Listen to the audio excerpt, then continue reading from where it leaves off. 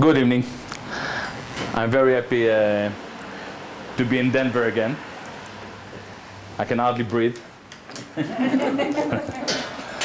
But nothing to do with you or the climate. I'm just too fat. The things that I'm going to explore today may be slightly familiar to those who follow my work. But I think that I have now managed to wrap it in a new revolutionary method that may help us to understand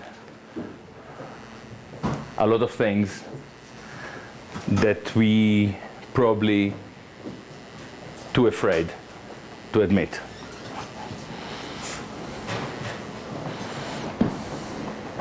In order to explain how duplicitous and misleading the Palestinian solidarity terminology, we will play a simulation game. We will deal with a few fictional characters, products of my imagination. The first guy we're going to deal with is called Nabil. Nabil is 25 years old. He's a refugee. He lives in Sabra and Shatila and Beirut. He's a Palestinian refugee.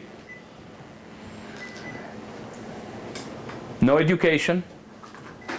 No travel document. He's stranded. He's screwed up. Third generation.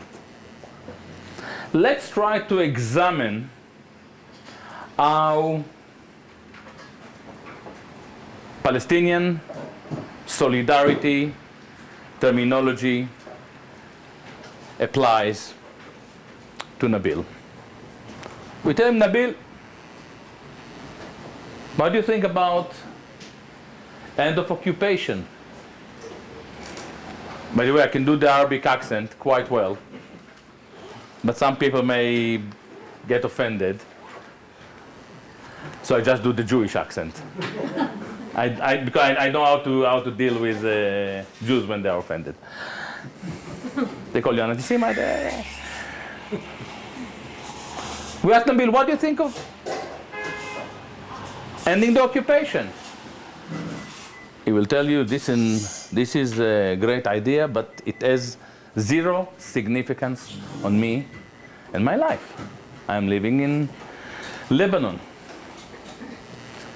We ask him, what do you think about colonialism? He's not educated. He doesn't even know what it is.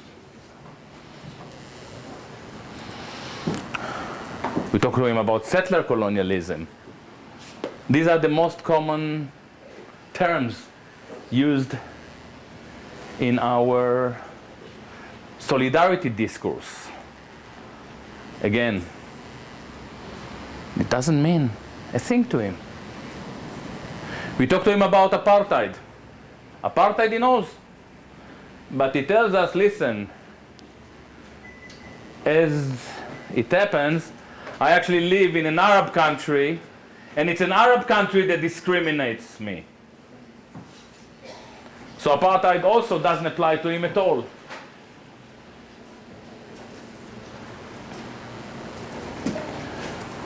It's quite embarrassing. I just went through the most fundamental solidarity terminology. We have millions of Palestinian refugees. It's quite embarrassing. But then we asked Nabil, what about the right of return?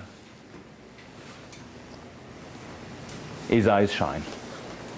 This is what it is for Nabil. Nabil, by the way, doesn't want to go back to Safad, to Palestine. But he wants his plight to be recognized.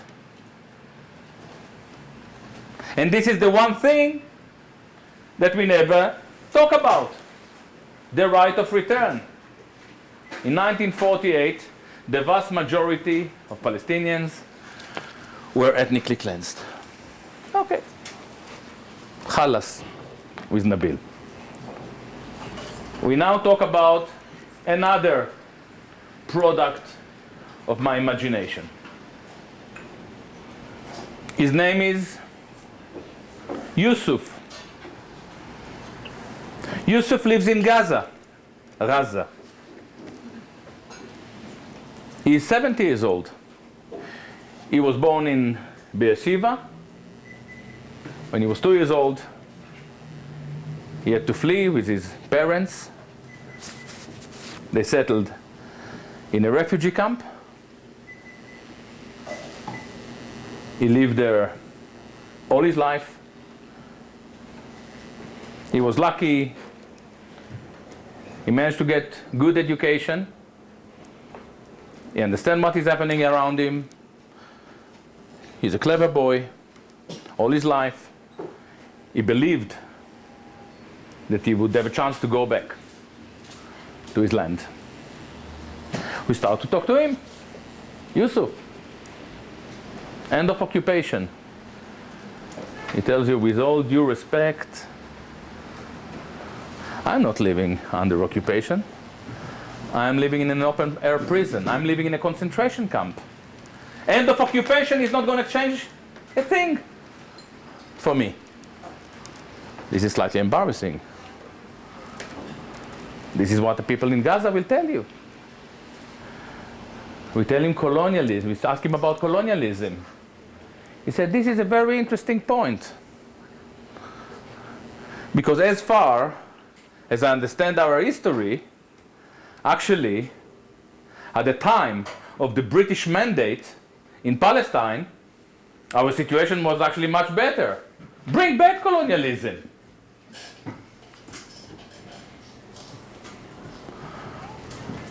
We talked to him about apartheid. He said, no, apartheid doesn't apply to me.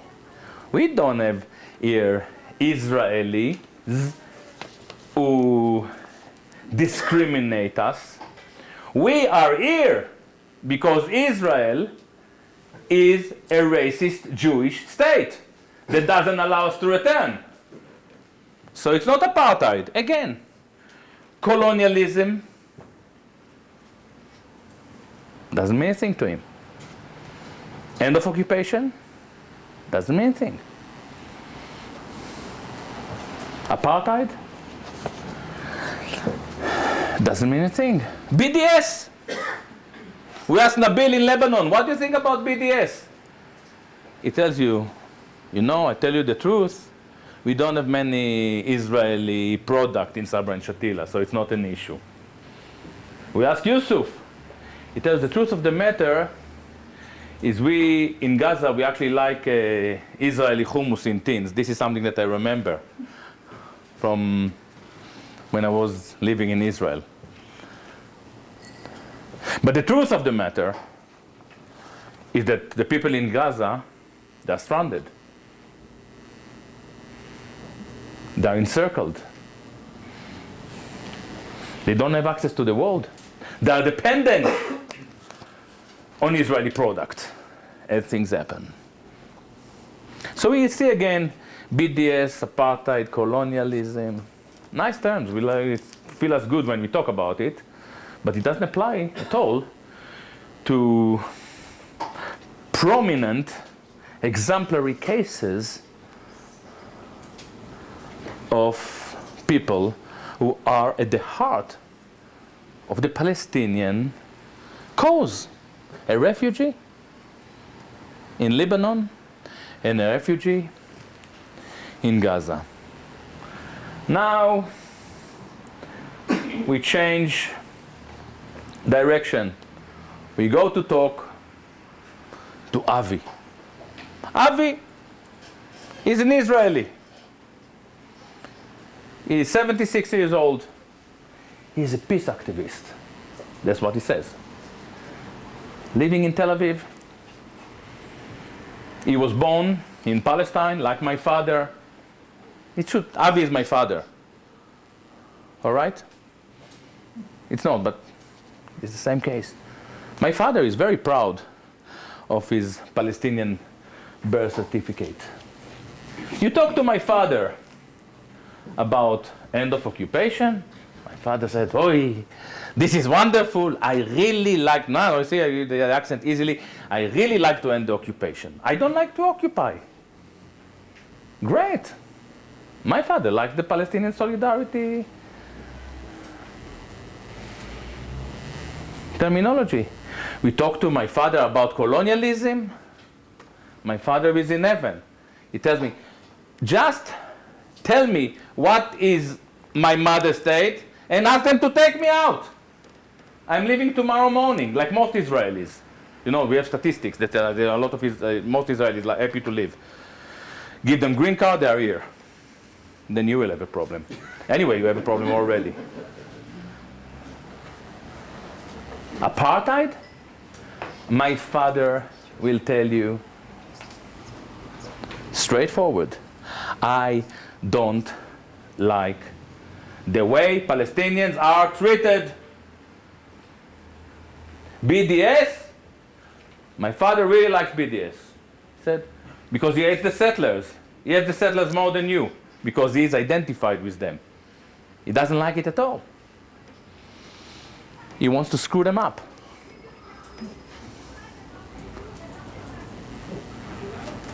But then you tell my father, and what about the right of return? This is, no. He must stop. Listen, we were traveling, we were in the diaspora for 2,000 years. It took us 2,000 years to come back. Now you want to take it from us. And you see something very interesting. The entire Palestinian solidarity discourse appeals to my father and dismiss the Palestinian. Quite amazing, isn't it? We have a solidarity discourse that appeals to the oppressor and ignores the oppressed. Wow! How did it happen?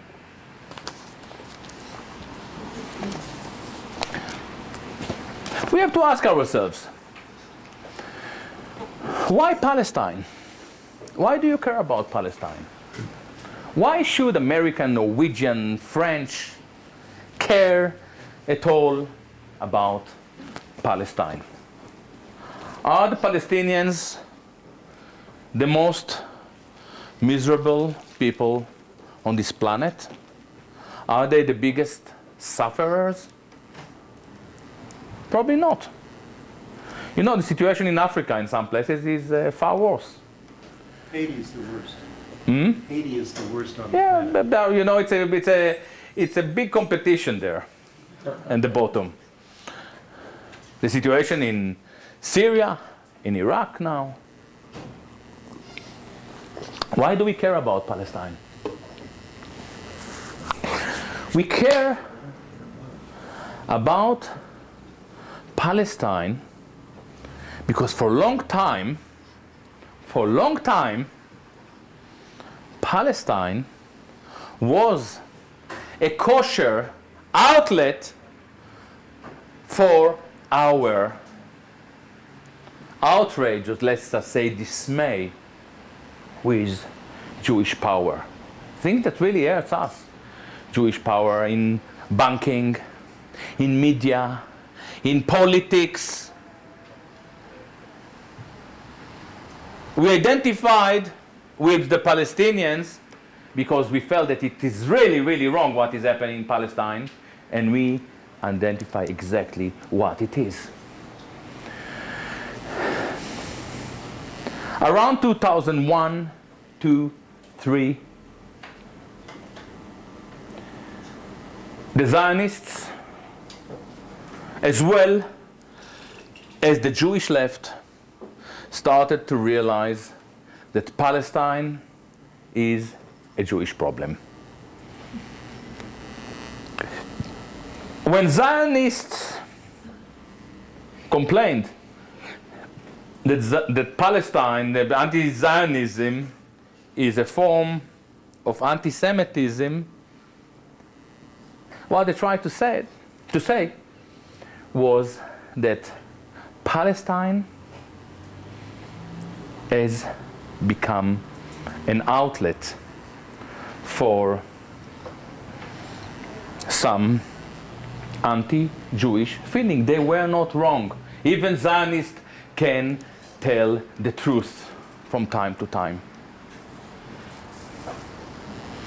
Since 2001, 2002, we see a growing influence of Jewish bodies within the Palestinian solidarity movement.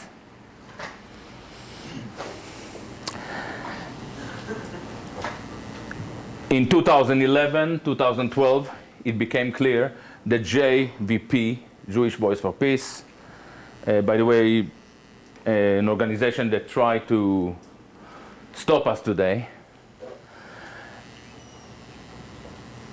became the most assertive supporter of the Palestinian people. Mondowise is by far the most productive outlet. It's a Jewish outlet. It's the most productive pro-Palestinian outlet. But this successful form of Jewish activism came with a heavy price. It derailed the solidarity movement completely. What I'm going to do now,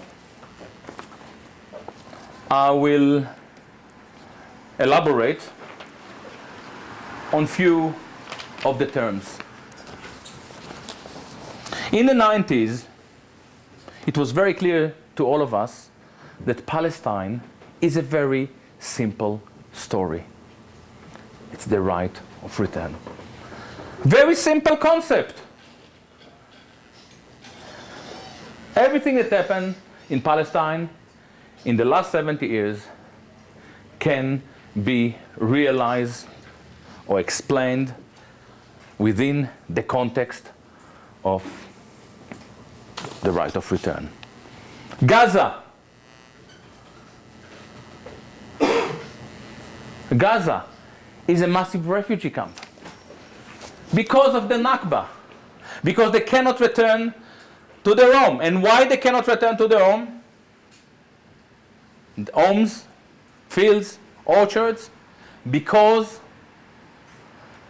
Israel has a racist law of return that allows only Jews to return to their imaginary home. The Palestinian right of return addresses Israel being a Jewish supremacist state. The right of return identifies the situation in the West Bank, in Lebanon, in Syria. It appeals to Palestinians in the diaspora in the West. It's a very simple concept, but it is a concept that really annoys the Jews, both Zionists and anti-Zionists.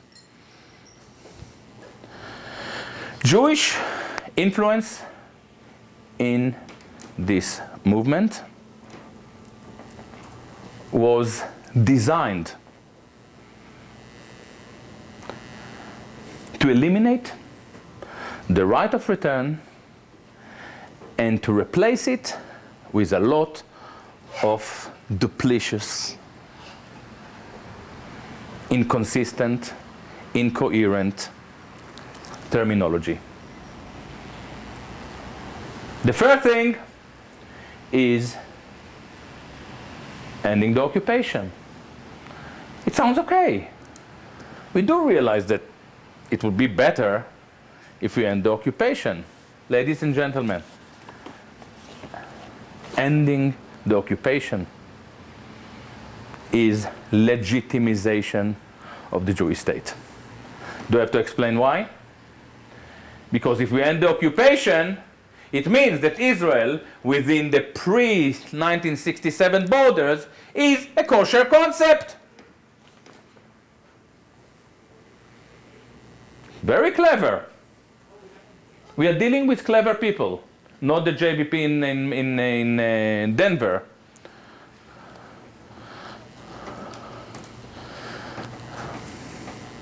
But probably their handlers in Tel Aviv.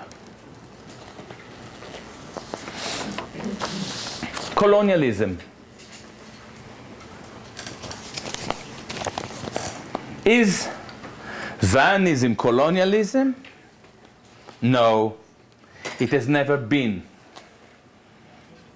colonialism. Colonialism is a very clear exchange between a mother state and a settler state. Israel is a settler state. Where is mommy? No mommy. Israel is a very, very unique concept. When in the history of humanity people come back after 2,000 years and tell the indigenous people, listen, you have to move, we've been here before. Quite unusual. Can you imagine what would have happened if a bunch of lunatic Italians come to Piccadilly Circus in London, start to dig, a lot of traffic, mess, nobody understands what they're doing. They don't even speak English. And after a week, you know, Boris Johnson comes to them and, what are you doing here? I said, listen, we are Italian, we're Roman, we come back. Slightly pathetic. Why do they love our Jews in the movement, the colonial lie? Because if it is colonialism, it suggests that Israel and Zionism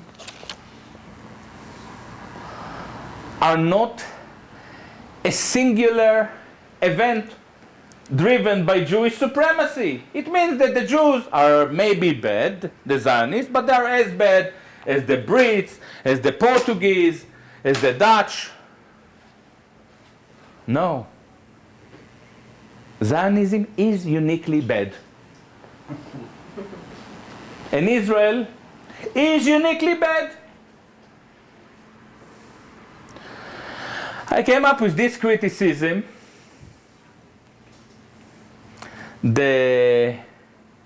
Some of the scholars in the movement realized that they have to produce a better lie.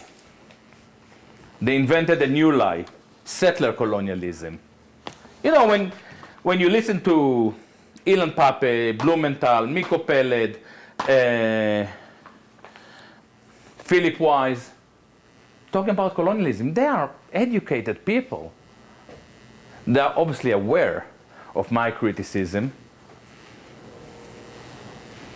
They know that they are lying, but they get away with it.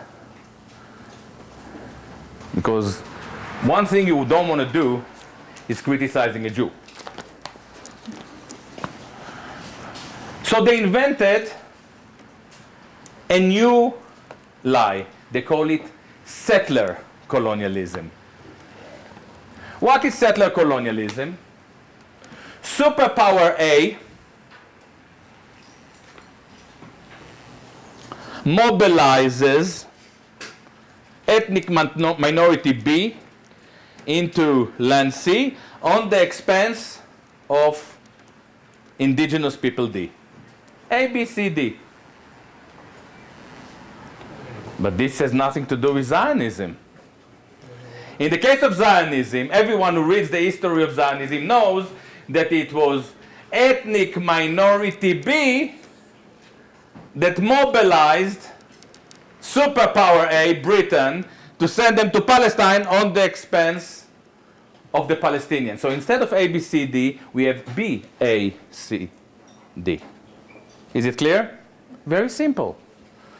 Again, our scholarly driven activists, by the way, one of the problems that we have in the left is that in the left there is no clear dichotomy between scholarship and activism. So if we have a kind of a campaign and we have to lie a bit, we lie. Chomsky invented it.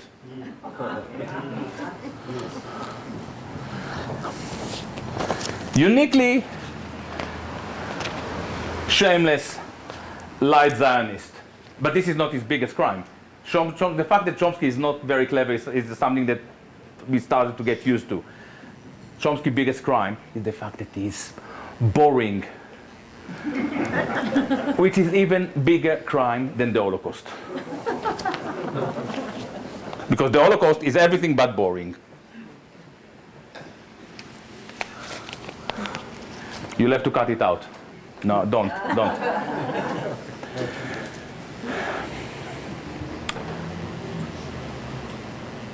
So settler colonialism and colonialism, complete lie that is there to divert the attention from the Jewish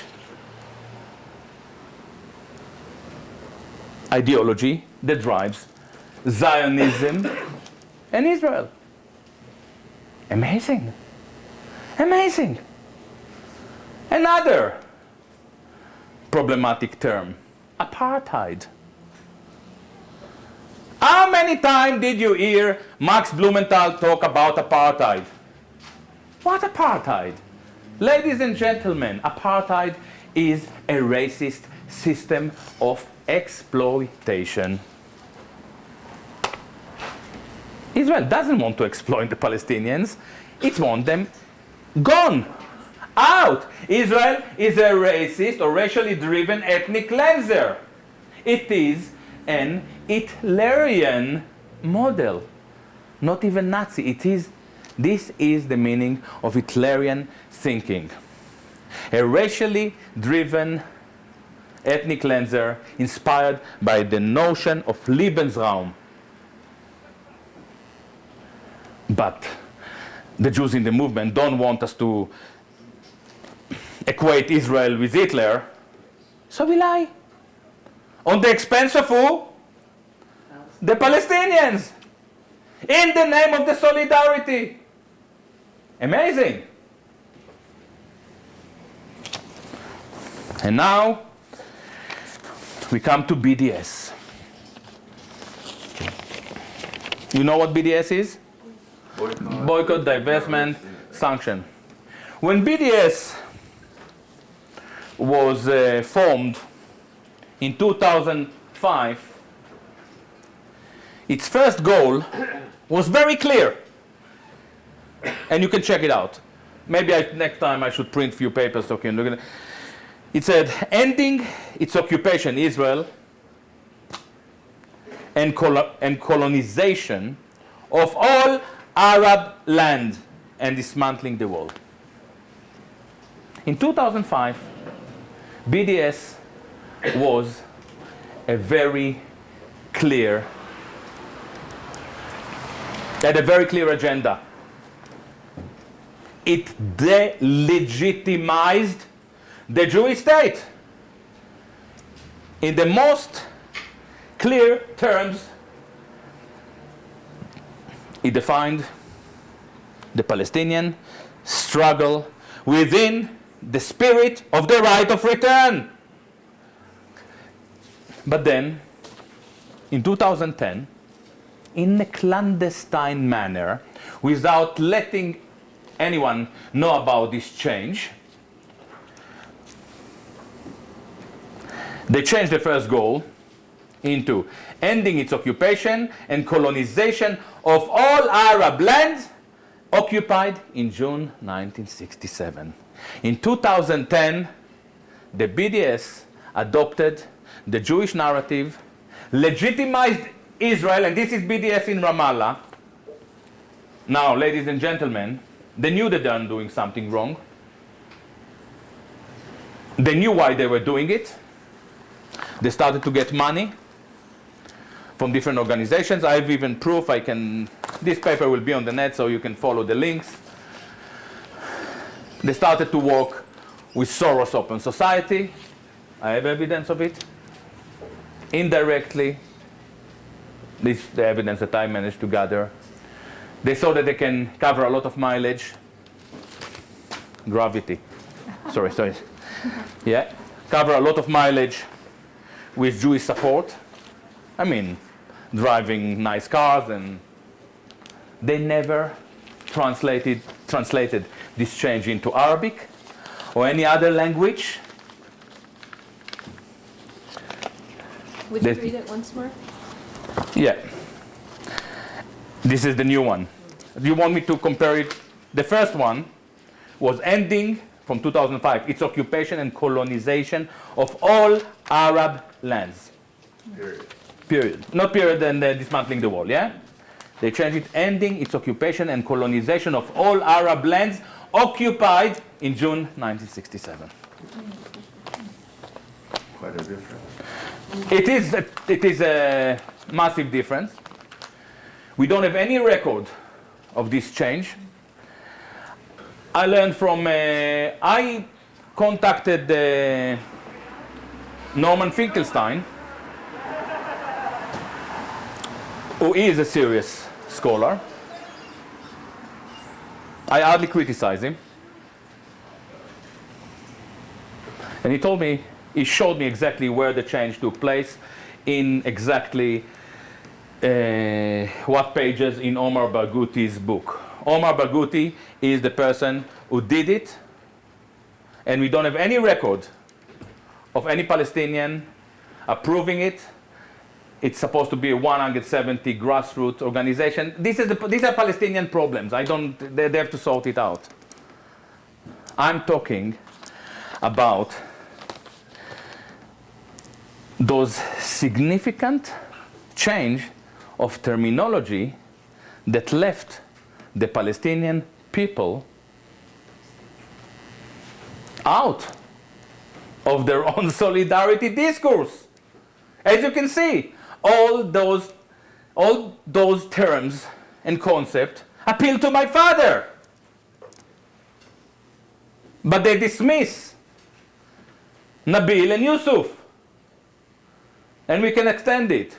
We can talk about a lot of imaginary. This is something that we can do in a second once we start to converse. All right? What we see is the Palestinian solidarity movement becoming a Jewish solidarity pet. Trying to understand what is happening there, all the terms that we are using now in the solidarity movement apply only to the West Bank. End of the occupation is West Bank. End of colonization applies to West Bank. Settler colonialism applies to West Bank. Apartheid, West Bank, and maybe a bit of Israel, the situation of Palestinians live in Israel, Israeli Arabs they call them. BDS doesn't ask us to boycott all products from Israel. It's just products from the West Bank. Why are we concerned with the West Bank? How many Palestinians living in the West Bank? We have between 5 to 6 million refugees. We forgot about them. Why are we concerned with the West Bank? Because the Jews are concerned with the West Bank. Because the Jews have a debate amongst themselves about the West Bank. Some Jews, most Israeli Jews, most Zionists, like the West Bank. They see it part of greater Eretz Israel, greater land of Israel. And 7 Jews think that we can live without. My father thinks that we can live without the West Bank. So Philip Wise also, he doesn't mind. He lives in Brooklyn. He can. All right? It is now a Jewish internal debate. By the way, this is the reason, because my detractors know that I know what is going on. They try to stop me. And I'm very thankful about it. If I would talk all my life about Jewish power, and Jewish power wouldn't try even to confront me, it would mean that it's in my mind. No, it's not in my mind. You can. I realize, any of my detractors here? No, so I printed all the arguments against me, in case you can. No, because they never were brave enough to confront me in real. So yeah, so help yourself. They're called. This one is JVP, Jewish Front Range. What is front range? It sounds like front page. Jewish Voice for Peace. They're so in the front that they are afraid to confront me. You know. Nobody speaks Yiddish. I don't speak Yiddish, but there is a Yiddish expression that I know. I won't say it. Never mind. Nobody speaks Yiddish. Are you? I really don't speak Yiddish, but I heard this one. It's basically talking about Samson, the hero, with his arse to the enemy. So they tag, and when the battle starts, you can see him kind of, the enemy only sees his arse. We have created. It's an amazing project. They have created a Jewish solidarity pet. And you, and to a certain extent myself for a while, were pulled by the nose into it without realizing how sophisticated this project was. Ladies and gentlemen, the Palestinian Solidarity achieved nothing. I just spoke with Michael 20 minutes ago, an hour ago. He wants to visit Gaza, and he heard from the Hamas. They say, not about him. We don't need this solidarity activist here anymore. We had it. It's more dangerous. It's more harming than helping. Not because of you, obviously.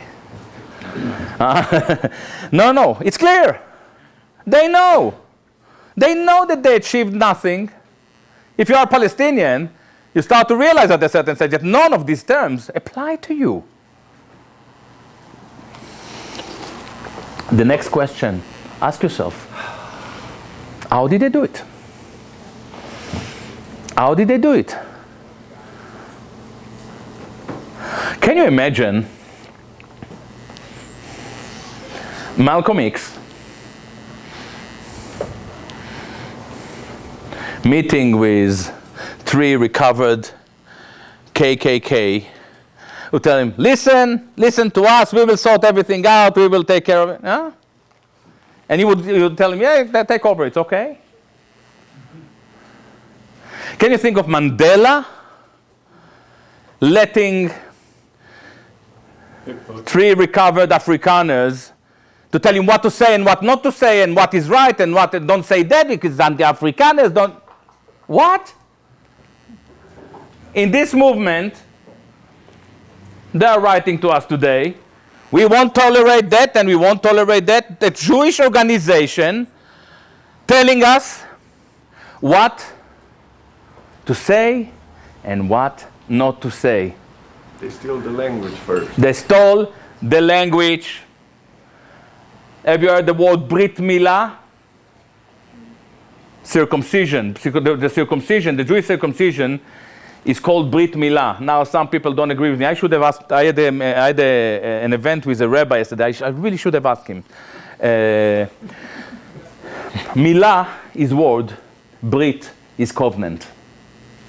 For the Jews, the word is everything. You dominate the word,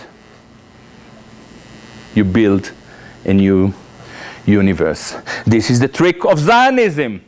What was the first thing that the Jews did, the Zionists, when they came to Palestine? They invented a new language.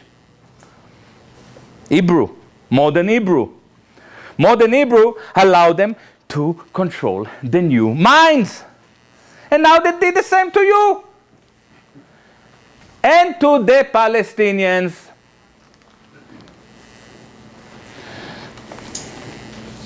I would come short of naming the Palestinians who collaborated in this project. If you want to know who they are, they basically call for my disavow. It's a letter. It's 20 of them. They obviously knew that I identify their act. I would be delighted to confront some criticism, because before I came to you today, I shared my thoughts with quite a few Palestinians. I wanted to make sure that I'm on the right path. I don't know how to fix the situation, but I have a very strong feeling that the fact that we manage now to start to ask these questions suggests that we may as well know the answers. And my answer is start to speak out. Don't let these people decide for you what to say, what not to say. Look where we are now. Now, this project is very interesting for me, because for me, Palestine is not a detached crisis. I don't see a big difference between Palestine and Baltimore or Paris. We all, sorry? Baltimore Intifada. Exactly.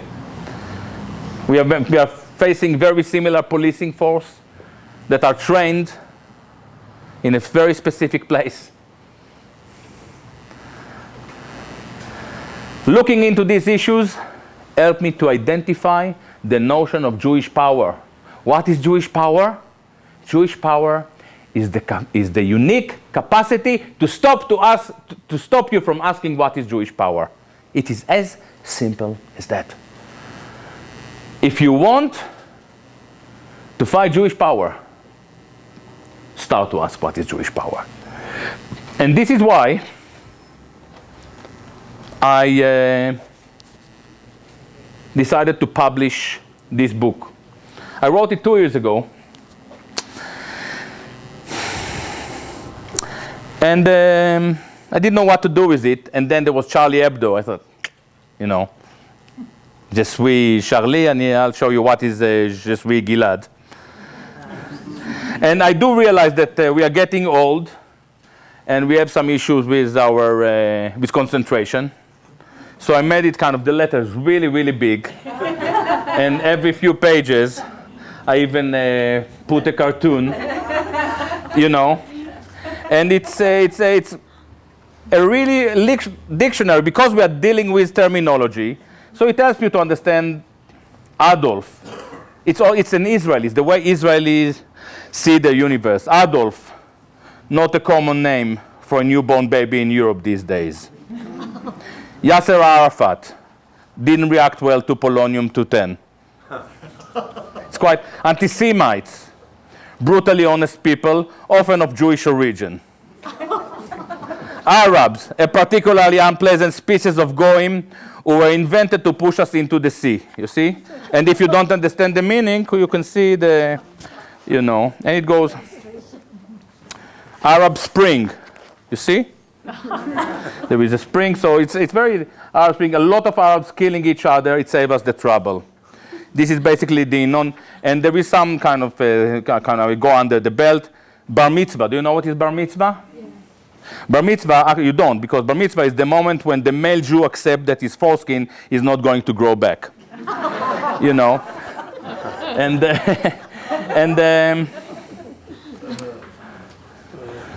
BDS, Ramallah style. Barghouti diluted by Soros, good for the Jews. BDS Gaza style, ballistics, determination, and strategy, very bad for the Jews. BDS Manhattan style, Benjamin, David, and Samuel, they are the Jews. So, you better buy this book, because I printed 25,000. By the way, if you buy 1,000, you get one free. I was. You better buy this book, because if not, I'll cry. And this is kind of a new line of tactics that I myself I don't know, I'm not good in crying. No, it is a funny book, and the good thing, it's really a toilet book. You're not supposed to, because I really decided that it's time to bring the Israeli-Palestine to where it belongs, the restroom. We need a break. Anyway, okay.